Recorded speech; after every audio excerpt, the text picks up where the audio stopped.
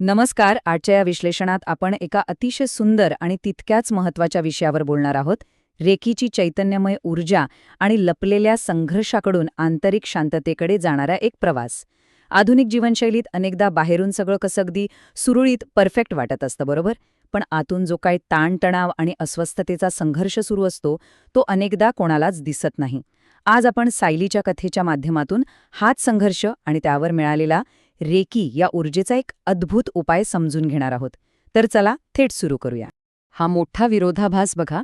सायलीचं आयुष्य बाहेरून पाहिलं तर अगदी परिपूर्ण, सुंदर, कोणीही बघून म्हणेल की वाह, काय छान आयुष्य आहे. पण थांबा, तिचं आंतरिक वास्तव मात्र पूर्णपणे वेगळं होतं. दिवसभर काम करूनही तिच्या मनाला जराही शांतता मिळत नव्हती. सततचा ताण, एक प्रकारची अनामिक चिंता आणि थकव्याने तिला आतून अक्षरशः पोखरून काढलं होतं. म्हणजे विचार करा, रात्री झोप न येणं आणि मनात सतत नकारात्मक विचारांचं चक्र सुरू राहणं ही जणू तिची रोजचीच अवस्था बनली होती. एखाद्याच्या चेहऱ्यावरील हसू आणि मनातील वेदना यात किती मोठी तफावत असू शकते हेच यातून अगदी स्पष्ट होतं, नाही का? आणि मग प्रत्येक संघर्षात असा एक क्षण येतोच जेव्हा माणसाची सहनशीलता संपते, ज्याला आपण ब्रेकिंग पॉइंट म्हणतो. सायलीच्या आयुष्यातही असाच एक क्षण आला. मनात एक अनामिक उदासी आणि अत्यंत जड अंतःकरण घेऊन ती एका बागेत जाऊन बसली. मनाची शांती जणू पूर्णपणे हरवली होती आणि ती परत मिळवण्याचा कोणताही मार्ग तिला दिसत नव्हता. तो क्षण अत्यंत निराशेचा होता, जिथे सर्व रस्ते बंद झाल्यासारखे वाटतात आणि माणूस आतून पूर्णपणे म्हणजे अगदी 100% थकून जातो. पण म्हणतात ना, जेव्हा अंधार सर्वात गडद असतो तेव्हाच आशेचा किरण कुठून तरी नक्की प्रकट होतो. बागेत शांत बसलेली असताना अचानक तिची भेट एका गुरूंची झाली. आता हे गुरु केवळ दिसण्यातच नव्हे तर त्यांच्या संपूर्ण अस्तित्वातूनच अतिशय शांत आणि प्रसन्न वाटत होते. त्यांच्या चेहऱ्यावरची ती विलक्षण शांतता पाहूनच सायलीला थोडासा धीर आला. तिने आपली सर्व अवस्था, आपला तो रोजचा त्रास आणि मनातील तो भयानक गोंधळ त्या गुरूंसमोर मोकळेपणाने मांडला. आणि खऱ्या अर्थाने इथूनच तिच्या आयुष्याला एक नवीन, अत्यंत सकारात्मक कलाटणी मिळाली. गुरूंनी तिला नेमका काय मार्ग दाखवला असेल बरं? त्यांनी अत्यंत शांतपणे एकच गोष्ट सांगितली, रेकी म्हणजे विश्वातून मिळणारी सकारात्मक हीलिंग ऊर्जा. हे बघा, हा नुसता कोणता साधा सल्ला नव्हता, तर एक अथांग सकारात्मक ऊर्जेची ती एक ओळख होती. या एका वाक्याने तिच्या निराशेच्या काळोखात एक उबदार प्रकाशाची तिरीप आणली आणि तिच्यासाठी एक आशेचा नवा मार्ग खुला केला.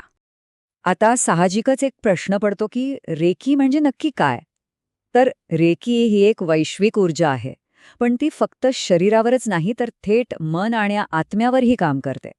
सायली ज्या आंतरिक गोंधळातून आणि नकारात्मक विचारांच्या त्या दुष्टचक्रातून जात होती ना, त्यावर ही ऊर्जा थेट उपाय करते.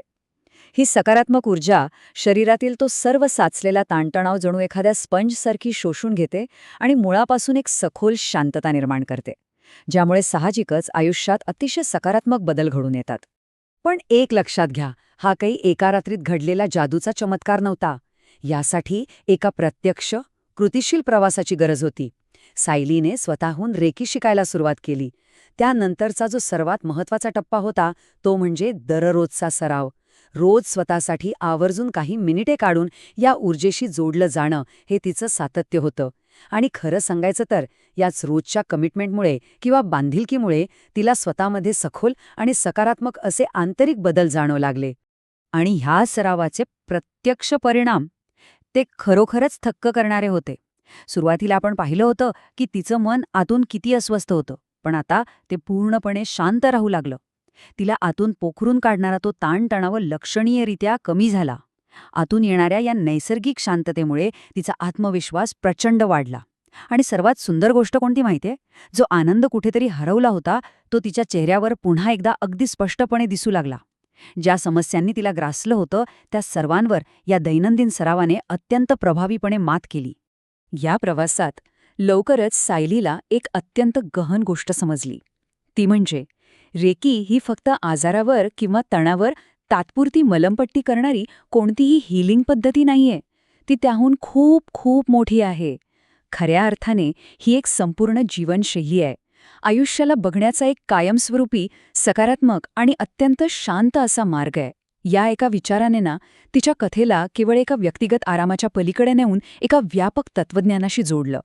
स्वतःला सावरल्यानंतर माणूस इतरांसाठी किती मोठा आधार बनू शकतो याचा तो अंतिम साक्षात्कार तिला झाला.